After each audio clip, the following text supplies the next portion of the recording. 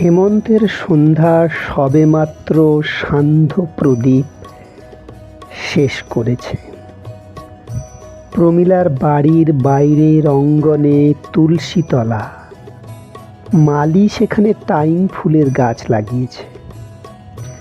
তার পেছনে পচার ধারে নারকেল গাছের দুই জ্যোৎস্না মাখা পাতার ফাঁক দিয়ে মধ্য হেমন্তের এক ফালি চাঁদের আলোয় সেই টাইম ফুল পাতা শুদ্ধ নিজেকে গুটিয়ে নিয়ে পরম সুখে ঘুমিয়ে আছে।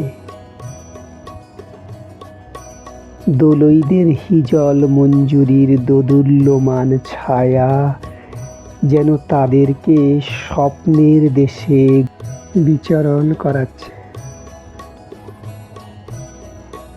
অঙ্গনে ঢোকার মুখে তেঁতুল গাছের পাতায় পাতায় জোনাকিদের আলোর ঝিকিমিকি, পচা পুকুরের জলে জিওল মাছের প্যালকানে সেই ঝিকিমিকি জ্যোৎস্নার বন যেন চাঁদের আলোর প্রতিবিম্বকে তরঙ্গিত করছে।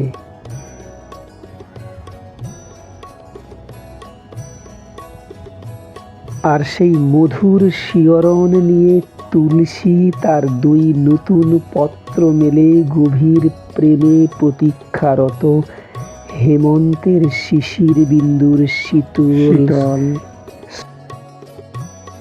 স্পর্শ কাতর হতে। তাদের সে ভালোবাসার মধুর দৃশ্য বুঝি স্বয়ং ভাগ্য বিধাতা জন্ম জন্মান্তর ধরে উপভোগ করে আসছে।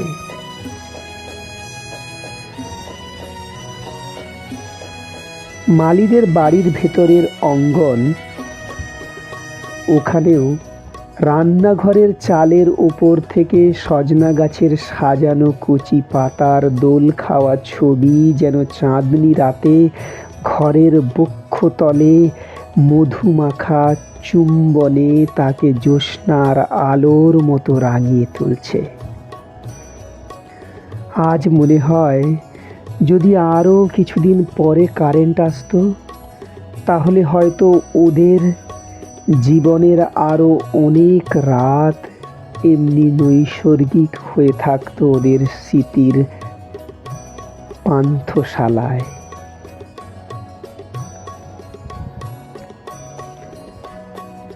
মালি হঠাৎ মায়ের গলা জড়িয়ে বলল, মা, আমাকে তোমার ছোটবেলার গল্প শোনাও না।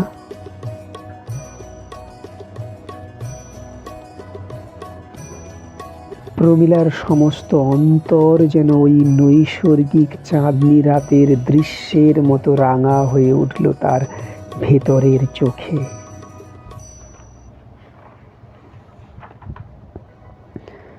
তার 4 দশকেরও বেশি পুরনো মেয়েবেলার দৃশ্য, যা শীতের কুয়াশার মতো এক আস্তরণের তলে দিনের তারার মতো অদৃশ্য ছিল, হেমন্তের এক শীতল সলিল যেন মালির মন থেকে বিকিরণ করে এক ঝটকায় মুছে দিল সেই কুয়াশা।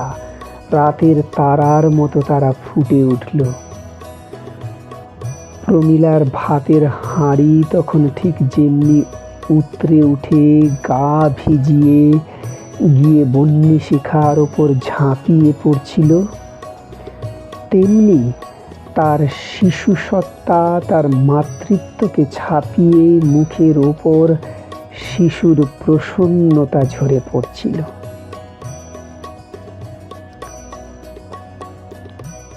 প্রমীলা উনুনের জাল একটু কমিয়ে কখন যে সে ভেসে গেল তার মেয়েবেলায়, কখন যে মালি তার গলা ছেড়ে আসনে বসে ধ্যানমগ্ন হয়ে শুনতে লাগলো, বিধাতাও বুঝি তার টের পেল না।